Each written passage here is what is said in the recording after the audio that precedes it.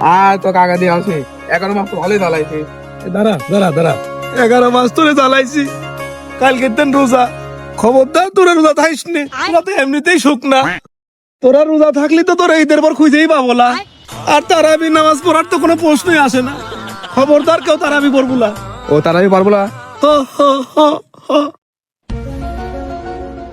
পোলাপান যে কটা আছে সবাক বিড়ি খাওয়াস, একটু তামুক পানও পারলি পরে খাওয়াস, তোরা সবাক রোজা চলে গেলি পরে গ্রিন সিটির তেন মাল নিয়ে আসি, তোর সাথে একসাথে বসে খাবো, আর তার সাথে আবার 25ও থাকবি, বুঝছিস?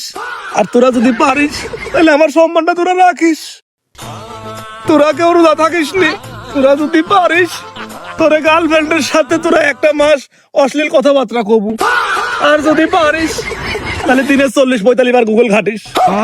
আর তোর তো মুদিখানার দোকান আছে, পারলি পরে তুই প্রত্যেকটা জিনিসের পর একটু দাম বাড়ায় দিস। এই মনে করে যে খেজুর, কমলা, আপেল, এই প্রত্যেকটা জিনিসের পর তুই যদি 10 টাকা করে বাড়াস, তাও তোর মনে করে যে মেলা টেকা লাভ। আমি তো তোর খারাপ চাইনি। আর তোর তো মনে করে যে দুধের ব্যবসা আছে, দুধ এখন কয় টাকা করে? 60 টাকা করে। ওই তো 120 টাকা করে লাগা দেবো।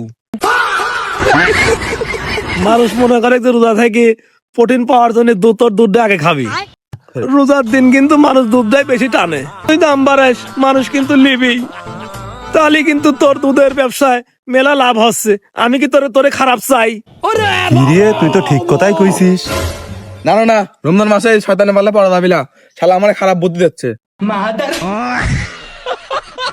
Bus. Cool.